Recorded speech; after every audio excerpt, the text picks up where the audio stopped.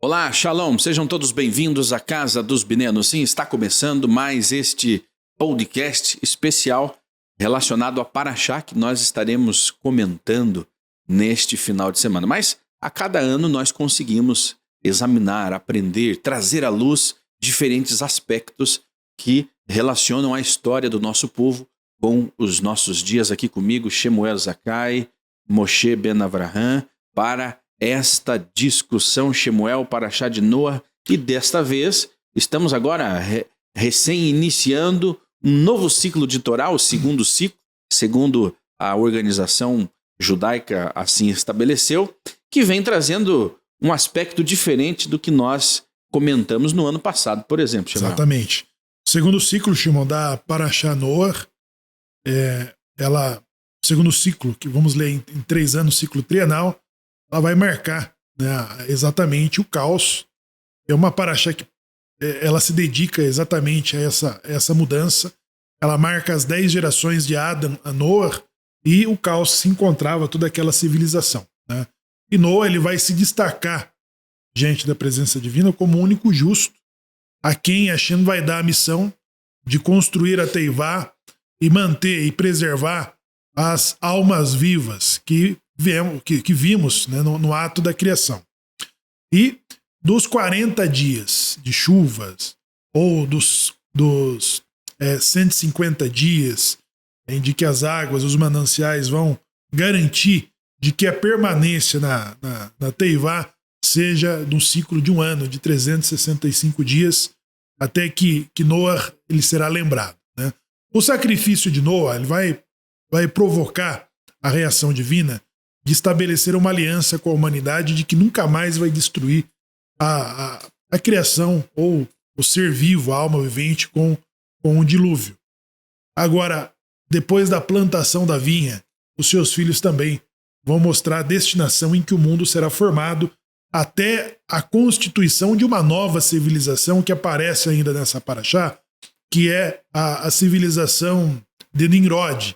A civilização de Nimrod ela vai ser espalhada difundindo assim os mais diferentes idiomas que vão se destacar através daquela revolução, e Avraham ele vai marcar exatamente as outras 10 gerações, passando-se de Noah subsequentes, até ele, né? Então essa Parashá ela é abrangente, ela marca todos esses acontecimentos, e no momento que estamos vivendo, Shimon e Moshe, né, o mundo está vivendo, principalmente o Estado de Israel, estamos num verdadeiro caos. Um recomeço. Nunca vivemos situação tão parecida. Parece uma mera coincidência, mas não é, né? Em que restam poucos os justos. Embora nós também temos uma máxima de que o mundo não está piorando, ele está melhorando, né? Porque senão não faria sentido nós estarmos aqui se o mundo não estiver melhorando, né, em seu sentido total. Mas nós estamos vivendo situações e momentos complicados que começam, né, a levantar rumores.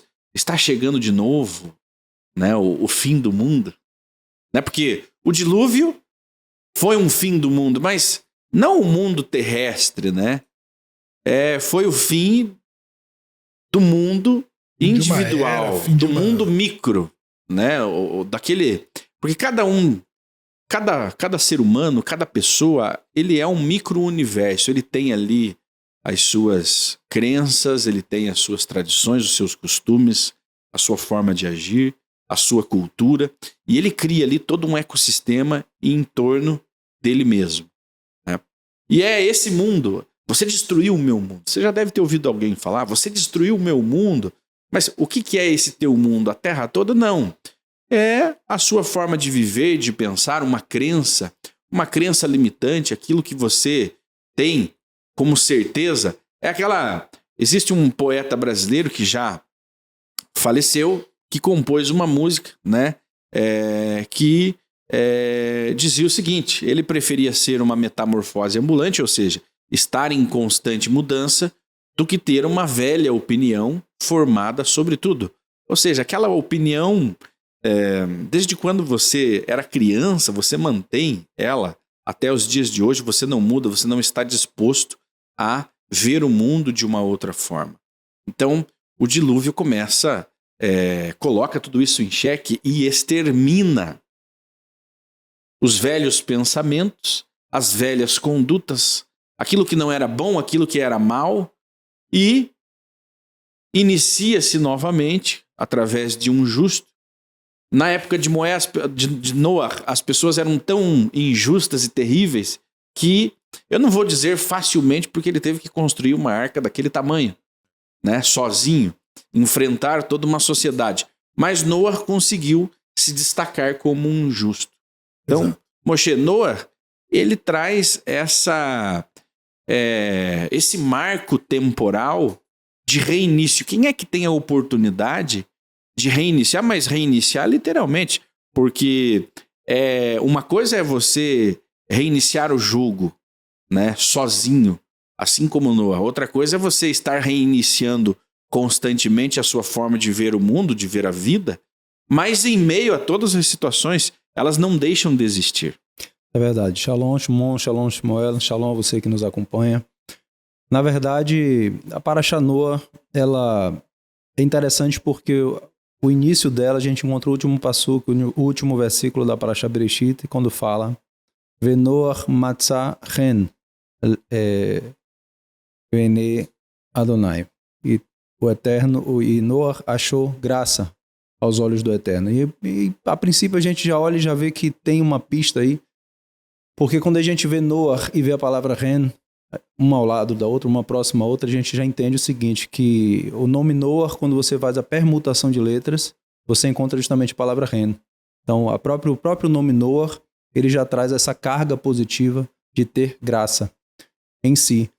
E um outro ponto interessante é que a gemátria, a numerologia desse nome, Noah, que é 58, 5 mais 8 igual a 13, e 13 é o número da palavra Havá, 13 é o número da palavra errada, que é ligada ao Eterno, a unidade do Eterno. Então, essa relação da alma de Noah com a sua missão, com aquilo que o Eterno chamou Noah para fazer.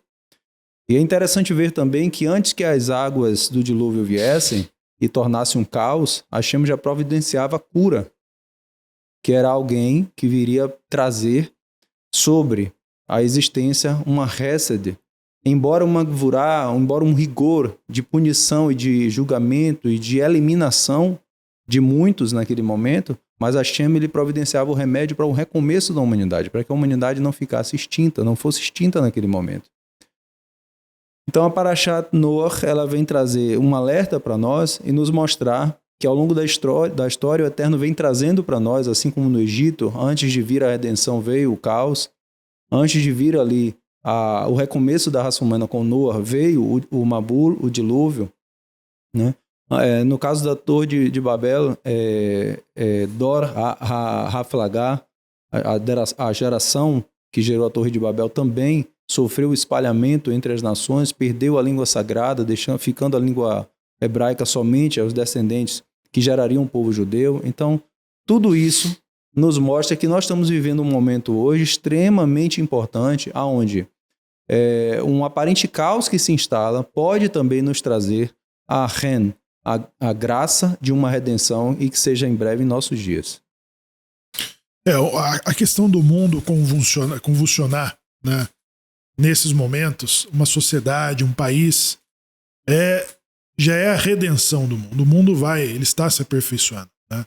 Então, a sua existência de 5.784 anos, todas as civilizações que nós passamos, todos os grandes impérios, todos os grandes domínios, né? Então eles cresceram e depois submergiram, deixaram de existir. Né? Não é linear, né? A existência humana, ela nunca foi linear. Nunca foi linear. É aquele pensamento de algumas crenças religiosas, filosóficas, né? O que aconteceria se nós morássemos no céu, né? Uma imagem que se tem. O que é o céu, né? De uma forma metafórica. O céu é um lugar de paz, de tranquilidade, né? E de estabilidade. Isso seria o céu, né? Na mente ocidental, na crença ocidental, né? De um, puxa, aqui eu estou no céu, aqui eu estou... Mas o que seria o céu? Eu tive a curiosidade de perguntar para uma pessoa que pensava, que tinha o desejo de um dia morar no céu, de estar no céu. Né? Aí eu perguntei o seguinte, mas o que você fará após a sua morte e a sua ressurreição? Até aí acreditamos igual. Mas o que você fará no céu? Eu irei estar cantando, louvando a Deus, debaixo de uma árvore, num jardim lindo e maravilhoso que eu sei que tem lá e que está me esperando. Aí a pergunta, mas você vai ficar o resto da sua vida cantando? Sim, isso é maravilhoso. Mas você fazer somente aquilo para o resto da sua vida deixa de ser maravilhoso, porque Adão estava no jardim do Éden, que era lindo e maravilhoso, e não foi suficiente. Não foi suficiente. A questão de morar no céu ela está mais ligada a uma filosofia do desligamento, né? De você cortar de vez a espiritualidade cristã. O Ocidente ele tem a necessidade de uma ruptura violenta com o materialismo, com a existência, terreno, com o mundo. Né? Então, para essa filosofia é muito mais fácil você trazer o caos e acabar com tudo para viver numa outra dimensão. O que não tem nada a ver com o propósito divino, né, e nem com a existência da Torá e do povo sagrado. Então, convulsionou a civilização de Noa. Agora Noa ele vai propor uma outra geração que o mundo já vai melhorando. Né? Então, entre altos e baixos, nós tivemos vários homens entre Adão e Abraão que eles invocaram a Deus, que eles caminharam com Deus, que eles foram justos, que eles acharam graças. Qual foi a diferença em relação a Abraão? É que não houve uma continuidade sobre isso. Não houve uma continuidade, uma permanência, uma evolução da humanidade nesses ápices da relação do homem com o homem, do homem com Deus, com o seu Criador. Né? Então o Salmo 29, que ele está atrelado a esta porção, ele fala exatamente no momento em que Davi ele chega ao ápice do poder, que ele assume o reino. Né? Ele vê o controle que tem sobre as tribos, a responsabilidade que tem, ou seja, a total segurança de que ele teve. O que ele conclama ali e para quem? Ele diz assim: aos filhos dos fortes, aos filhos dos poderosos, louvai e rendei graças a Deus. Né? Proclamai a sua santidade. Então, quando a sociedade ela pensa que ela está segura, forte, preparada, ela pode ruir. E esse ruir é da alta confiança, é do colapso social que nós promovemos mediante uma mentalidade arrogante, prepotente, um ego inflado. Né? Você compromete toda uma sociedade, que foi a falta de respeito que surgiu entre a civilização de Noa. Noa se destaca pela sua serenidade, pela sua mansidão, e ele dá ao mundo uma oportunidade de um recomeço. Então, o caos é de que e quem causou a corrupção daquela sociedade? Aí nós vamos olhar o contexto da civilização de Noa, né, os filhos de Deus, chamados gigantes, né, que são exatamente a elite, os poderosos, os príncipes, eram as pessoas que estão no lugar de fazer a mediação e de trazer equilíbrio a uma vida social. Foram eles que trouxeram esse caos. Né? Então a correlação com o Salmo 29 é exatamente no momento em que Davi fala: está daqui de cima, precisa ter serenidade, precisa reconhecer aquele que está sentado sobre a vastidão das águas, a vastidão dos mares, ou seja, ele faz descasca as árvores dos bosques, né? Ele quebra o cedro do Líbano, ou seja, ele moe todos os reis pagãos. Então o caos ele vai ser trazido toda vez que a sociedade ela está saindo fora do seu propósito, fora do propósito que Deus originalmente criou. Então quando ela sai fora vem o caos. Estamos vivendo o caos? Então é porque a melhoria vai vir logo depois dele. Né? Então não é essa ruptura violenta de que a filosofia cristã impõe. Acaba com tudo e vamos morar no céu e louvar a Deus eternamente, enfim. E isso é contrário, inclusive, à própria Torá, quando o Eterno ele colocou o homem no Jardim do Éden para cultivá-lo e guardá-lo, né? Existiria uma atividade. Exato. Não existiria ali o ócio. Sim. Inclusive, a Mishnah, ela traz para a gente o ensinamento de que, diz assim, Yafe Talmud Torah,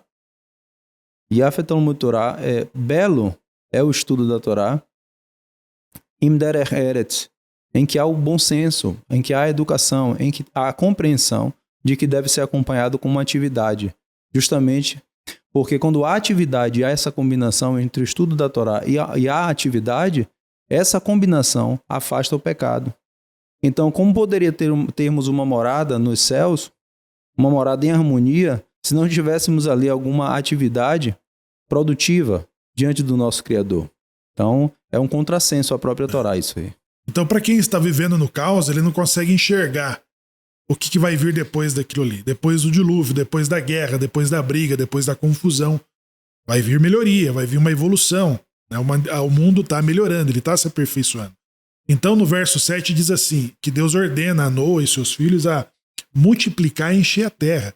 Porque a sensação de quem está no caos, falar, vamos parar, é melhor deixar de existir do que continuar vivendo nisso. Por que Deus precisa ordenar multiplicar e encher a terra? Porque esse era o propósito divino. Né? E Noa, como muitos lapsos, né, as filhas de Lote, o próprio Anrã, né, que é o pai de Moshe, nesses momentos de caos, é melhor não ter filho, é melhor não se casar, é melhor a civilização acabar em nós. Né? Então, o que Hashem diz?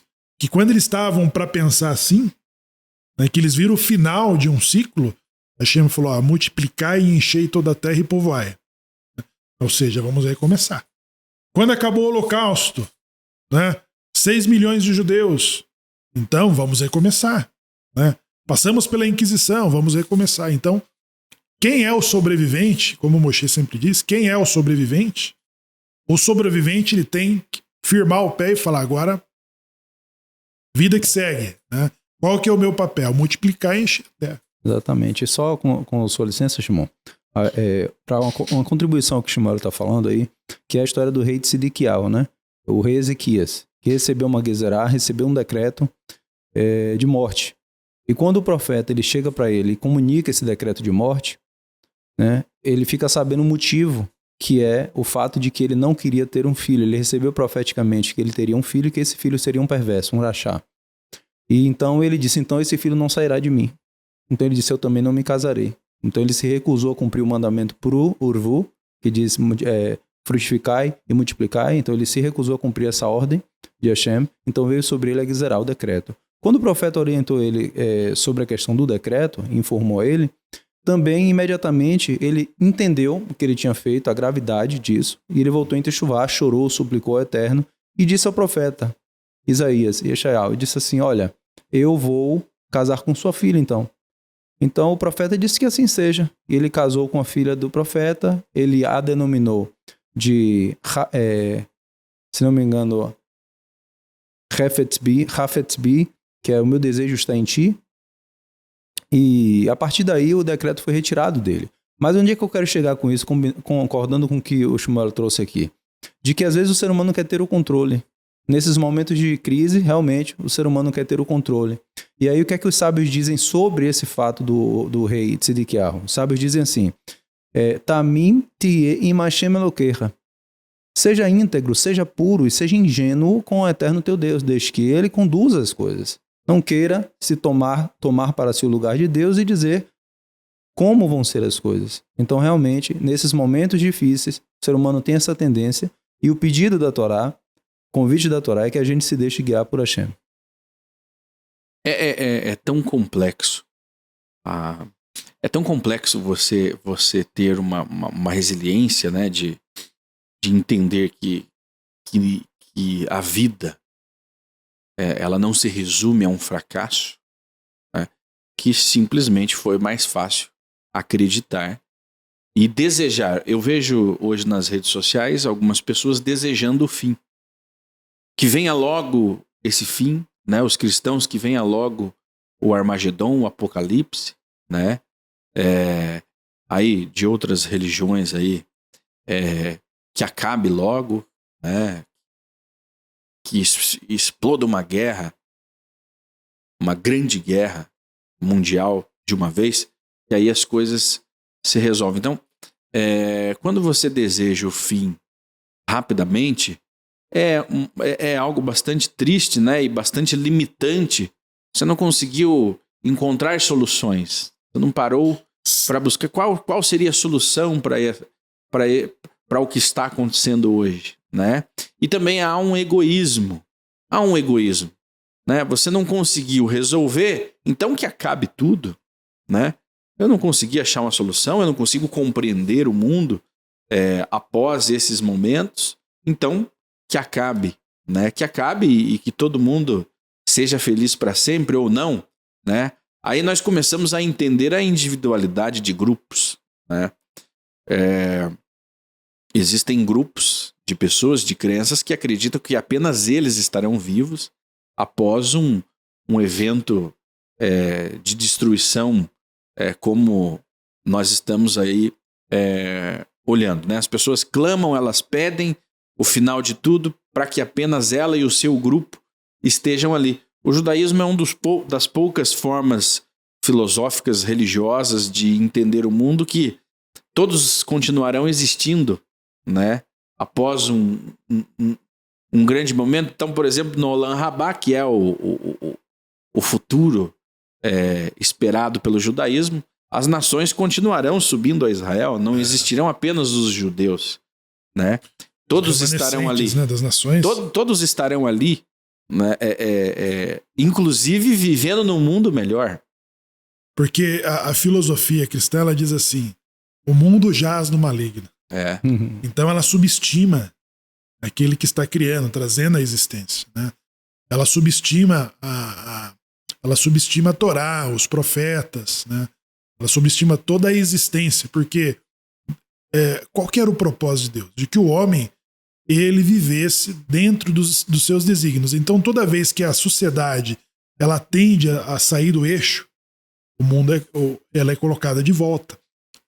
E ela só é colocada de volta através do caos, né?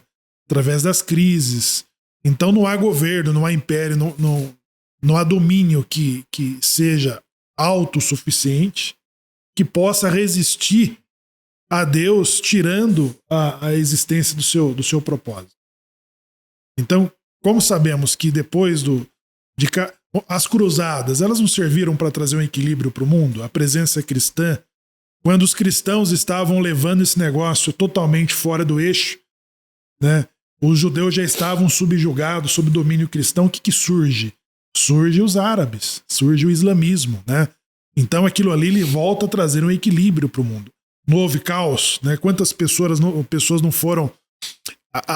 Então aquele selvagerismo ele foi se extinguindo, né? Quando a sociedade achou que estava no ápice, no ano 30 da civilização, veio a Segunda Guerra Mundial, né? A Segunda Guerra Mundial veio e o mundo continua existindo, né? Então somos sobreviventes de toda essa convulsão em que a sociedade ela sai fora do seu eixo e ela é trazida de volta. Agora, quando o Shimon diz sobre um comportamento das nações em relação à existência e ao próprio Deus, é quando o mundo vai ter acertado o seu lugar, o seu papel, vai entender a sua missão. E a humanidade vai ter achado aí o objeto de ter sido criado. Por isso que precisa subestimar a Deus. Fala, o mundo jaz no maligno. Esse mundo não pertence a Deus, né? Esse mundo não pertence a Deus. Isso faz com que todo esse grupo, essa filosofia, ela desista de ter filhos, de continuar, de ter projetos de médio a longo prazo. Porque tudo para ela tende a ficar pior, não melhorar. E com isso ela não melhora, ela não contribui com a evolução do mundo, com o desenvolvimento do mundo. Porque ela pensa, os homens não prestam, as mulheres não prestam, o mundo jaz no maligno. Pronto, você já condenou o mundo, aí você precisa de fato que tudo isso venha ser moído, né, para trazer uma existência fora daqui. né? E é angustiante, né? Nós colocamos isso à mesa no nosso dia a dia, mas é angustiante você... Mas será que... O que vai acontecer agora, né? Será que agora o Irã entra na guerra e acaba de vez? Não. Se o Irã entrar na guerra, vai intensificar o combate, a batalha, né? O caos vai se intensificar, mas alguma coisa vai restar depois disso e deverá... o que foi destruído será reconstruído, né? O que de repente estava aqui vai ser colocado aqui, né? Do outro lado, mas a vida continua, ela sempre continuou e ela sempre vai continuar. E esse episódio da humanidade, o dilúvio, ele mostrou isso, né? Ele mostrou que sempre haverá uma correção de curso e que depois de um momento tão terrível como é a destruição, né? Hoje existem os filmes de tsunamis, né? De alagamentos, de catástrofe, e você vê ali as pessoas, mediante uma catástrofe natural, as pessoas não são nada, né? A catástrofe ela é pior que uma guerra, né? Porque ela não faz distinção de justo e de injusto, né? Ela leva todo... e de judeu. De cristão, de judeu, de muçulmano. Não. Ela vai levar a todos, né? Mas sempre haverão os sobreviventes, sempre haverão aqueles que estarão ali. Agora, uma coisa muito importante é o que você faz antes ou na véspera de uma iminente destruição. O que você faz? Qual é o seu papel? Você está tentando abrir os olhos das pessoas que estão à sua volta? Porque desde o primeiro momento em que nós fomos colocados ao mundo, nós temos um papel de co-criadores, né? De administradores, de construtores, né? O que nós estamos construindo mediante a uma iminente destruição, né? Qual é o nosso papel? Qual era o papel? Qual foi o papel de Noé? Qual foi o papel de Moshe?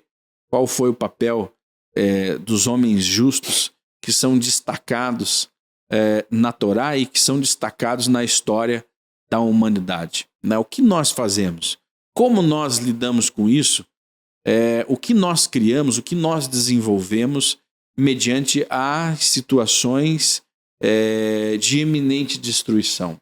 Nós vamos por um tudo ou nada, ou nós ficamos apenas olhando, esperando um caos. Então é um problema quando nós não temos uma esperança de sobrevivência, porque nós simplesmente cruzamos os braços, vai acabar tudo mesmo e eu vou fazer o quê? Mas sempre há tempo de você convencer alguém, de você resgatar uma alma, resgatar uma vida para seguir junto na sobrevivência após os momentos difíceis que nós estaremos passando. O profeta que é classificado semelhante a Moisés, quando ele diz lá em Devarim, dentre vossos irmãos virá um semelhante a mim, é o profeta Irmiarro. O profeta Irmiarro que também resiste à sua missão, e Hashem diz a ele que desde o ventre da tua mãe eu te escolhi e te constituí como profeta para demolir e construir, né? Então, quando você tem um novo projeto em cima de algo que já está construído, o que você precisa fazer primeiro? Demolir e construir. Então, o profeta Irmiarro, que é Jeremias, ele chega exatamente no momento em que a sociedade judaica ela estava comparando os seus atos com o de Sodoma e Gomorra, né? E é como nós falarmos do Rio de Janeiro. O que você acha que deve ser feito com o Rio de Janeiro? É mais fácil destruir? Então Abraão ele tinha um olhar sobre aquilo ali que ele conseguia vislumbrar a Ruth lá na ponta, né? A Ruth beneficiar a nação sagrada. Então quando nós olhamos para aquele negócio que parece não ter efeito, e quando de fato Jeremias ele vai sacudir, trazer o caos convulsionar a terra sagrada, o próprio Deus vai se incomodar com o comportamento das nações que dizia assim, sacuda os seus escombros, né? Deus se incomodou com aquela reação. Por quê? Porque eles iam se regenerar. Isso ia se consertar quando? Depois do caos. Depois dessa confusão. Então, a tendência é não desistirmos, né, do nosso papel, não desistirmos da nossa função, mesmo no momento em que as incertezas parecem a coisa mais provável. Precisamos firmar o pé e olhar que tipo de contribuição pode ser dada. E depois que isso passar, qual é a disposição que nós temos? Deixar de existir, né, para ser vencido pela situação, ou continuar povoando a terra? Continuar reconhecendo a presença divina daquele que se assenta sobre as águas do dilúvio, aquele que quebra os cedros do Líbano, né? Então, essas mudanças elas vão continuar acontecendo. E a era de Mashiach, ela só pode acontecer depois da Geulah, depois da redenção, não antes. E a redenção, ela é essa própria convulsão. Você não pode pular a etapa. Você não pode pular a etapa desejando chegar lá no céu, porque isso vai te colocar no papel de um cristão, numa percepção de cristão. Então, se nós estamos vivendo uma convulsão social dessa civilização, é porque atrás dela está vindo aí a melhoria. E a redenção de Mashiach, a era de Mashiach não pode vir, ela não pode pular a etapa. O grande desafio a ser construído, eu acho que sempre foi este, e não foge, é a mudança de consciência. É a expansão da consciência e é o entendimento de qual é o verdadeiro papel do homem aqui neste mundo. Então, e é um grande desafio você expandir a sua própria consciência e trazer outros semelhantes a você a fazer essa expansão de consciência. E aí existem as limitações, existem as crenças, as filosofias, as religiões, né, as culturas que são limitantes para essa expansão de consciência. Então, veja, note, nós não conseguimos todos expandirmos uma consciência para o mesmo lado, né? Existem os judeus, hoje nós estamos vivendo, hoje existem os judeus, que é um povo, é uma civilização, e existe o Islã, que não é um povo, é uma religião, né? E que não conseguem chegar a uma consciência, porque simplesmente um lado quer o extermínio completo do outro. Eu não generalizo, né? Mas o que nós estamos vendo hoje no Oriente Médio, né, nesse conflito entre Hamas e Israel, é justamente não há um entendimento de consciência. Mas por que não há? Porque um lado quer destruir o outro. Certo? Israel quer destruir os palestinos? Não. Mas os terroristas islâmicos do Hamas querem aniquilar completamente o Estado de Israel e todos os judeus do mundo. Então, como que haverá um alinhamento de consciência para que nós cheguemos a esse momento linear? Praticamente impossível. Contudo, a gente vai ver a orientação, se a gente levar em conta os ensinamentos que a gente recebeu, que nós recebemos através da própria Torá. Nas Mishnayot do Pirkei Avot, por exemplo, nós temos muitos versículos do Tanar ali comentados pelos sábios. Nós vamos ver na Mishnah número 2, Mishnah Beit do Pirkei Avot, lá, o Shimon HaTzadik, ele traz o seguinte, com base em que o mundo se sustenta. Então ele fala, sobre 3 bases o mundo se sustenta. A Torá, sobre a Torá, Ve'al-Havodá, sobre o serviço que era do templo e que hoje são nossas orações, né? Conforme outro profeta diz que como sacrifícios de touros sejam as orações saídas de vossos lábios. Então, Ve'al Gemilut Hassadim, também sobre os atos de bondade. Então, 3 são as bases que mantêm o mundo hoje existindo. Então, assim, o planeta ele não vai explodir. Você que nos assiste, o planeta ele não vai explodir. planeta ele não vai ser varrido do espaço sideral. Alagado, né? Alagado. Exatamente, não vai acontecer isso. O que vai acontecer é que vai haver destruições necessárias, infelizmente, à reestruturação das coisas. Assim como teve uma bula, vai ser necessário em algum momento aí uma reestruturação. Vimos o que aconteceu com a Ucrânia, infelizmente, né? Mas são destruições que acontecem e que a Hashem tem um propósito com tudo isso. Agora, o Shimon HaTzadik, ele diz a base que sustenta o mundo, mas aí o Rabban Gamliel, na Mishnah, ainda no capítulo 1 do Pirkei Avot, na Mishnah 18, ele diz o seguinte, ele parece discordar do tema e diz assim, Al Shelosha Devarim Haolam Kayam, sobre 3 bases o mundo Kayam, ele se mantém, ele existe. Al Haemet, sobre a verdade, Ve Al Hadim, sobre a justiça, Ve Al Hashalom, e sobre a Shalom. Então, aparentemente há uma discordância. Um fala de 3 bases e o outro fala de 3 outras bases. E a gente vai entender isso da seguinte forma. Os próprios sábios explicam. Quando fala Al-Hatorá, Ve Al-Havadá, Ve Al-Gemilut Assadin, está se falando do mundo em si, se sustentar o planeta Terra. E quando está falando de Al-Haemet, Ve Al-Hadim, né, e Ve Al-Hashalom, está falando sobre o relacionamento entre as pessoas. Então deve haver verdade, deve haver sim julgamento nos momentos que são necessários, mas deve haver paz, deve chegar-se à paz. Então, para que nós cheguemos à paz, infelizmente, às vezes é necessário haver guerra, porque às vezes não é respeitado o limite, as delimitações, os givulim, as fronteiras que separam um do outro. Então, para que nós tenhamos uma ordem estabelecida hoje no mundo, vai ser necessário Revlei Mashiach, as dores de Mashiach.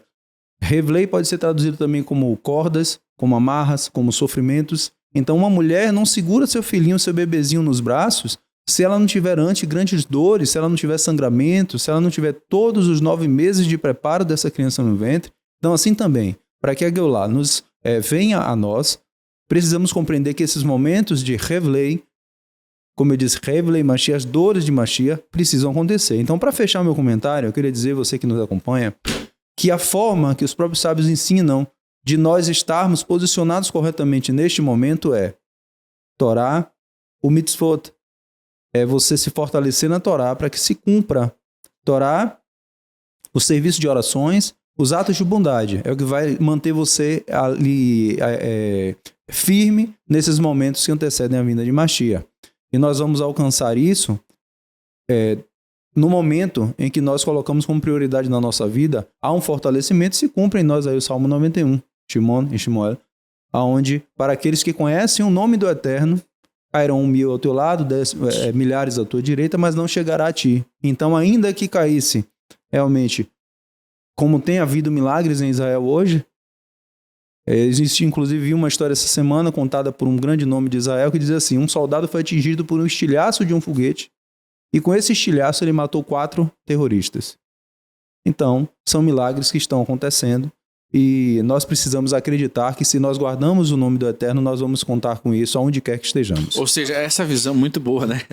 E essa história do estilhaço, né? 10.000 à tua direita. Como que é? 1.000 ao teu lado. 1.000 ao teu lado, 10.000 à tua direita. Tu não serás atingido, mas você vai ter que lutar para sobreviver, né? Você vai ter que colocar a mão, lançar a mão no arado. Isso. Exatamente. E lutar pela sobrevivência do seu povo, da sua cultura, né? Das suas crenças, da sua fé. Você terá que defender aquilo que foi entregue a você. Então, ele foi atingido com um estilhaço e conseguiu, com esse estilhaço, eliminar 3 inimigos. Ele sobreviveu. Os inimigos não. Mas ele teve que lutar porque os anjos não desceram, né, dos céus com suas espadas flamejantes para eliminar aqueles inimigos. Então, diariamente, nós temos os nossos inimigos. E às vezes somos nós mesmos que estamos nos sabotando de evoluirmos, de partirmos para o próximo nível, né? Então, se trata disso, de uma expansão de consciência, onde você conseguirá lidar com todos os teus inimigos, inclusive com você mesmo, e então estabelecer uma nova etapa. Agora, essa etapa será de plenitude? Será linear? Não. Ela é apenas o começo de uma nova jornada, Shimon. O Shimon, exatamente. Agora, a diferença é que a partir de Abraham, né, o mundo, Deus passa a julgar o mundo de forma diferente. Ou seja, quando veio o dilúvio, Deus não estava julgando o mundo? Estava julgando o mundo. Mas quando Noé rezou e ofereceu o seu sacrifício, o que ele despertou? Ele despertou a generosidade, né? Ele despertou a misericórdia. Então, Noé, ele recebe um pacto, né, do que Deus se dispõe a fazer aquele novo recomeço. Agora, a partir de Abraão, ele separa uma semente a qual agora todo colapso que vir, ele sempre vai fazer uma distinção, que é a descrição do Salmo 91. Né? O Salmo 91, composto por ninguém mais e ninguém menos do que Moshe Rabbeinu, ele fala exatamente do que foi visto no Egito. Né? Então, 1.000 cairá ao teu lado e 10.000 à tua direita, né? E somente com os olhos olharás e verá a recompensa do ímpio. Então agora você tem uma distinção de grupos de pessoas. Quando você fala Gog e Magog, são filhos de quem, Gog e Magog? São filhos de Abraão. Saíram de Abraão. Né? Só que de todo o caos que vai surgir, Deus sempre vai salvar um remanescente. Sempre haverá um grupo que ele vai fazer distinção de que todo aquele caos não vai atingir, não vai alcançar. Né? E quando o Salmo 91 ele está contando do que aconteceu, mas ele está indicando para uma redenção final. Né? Que a fala de que o próprio profeta Malaquias, que o Shimon usou aqui hoje, ele diz, né? E outra vez vereis a recompensa do que serve com o que não serve. Então, foi dada a Torá, e essa Torá, ela torna os seus seguidores distintos de uma outra sociedade. De que o profeta Malaquias diz, e outra vez vereis a diferença do que serve e do que não serve. Então o Salmo 91 ele está indicando para frente, para um futuro, da distinção que Deus faz. Se você olha para a Haftará desta porção de Noé, o que está acontecendo? Quem que está sendo consolado? É Jerusalém. Então o profeta diz, canta, ó estéreo, né? Porque mais são os teus filhos, mulher solitária, do que os da casada.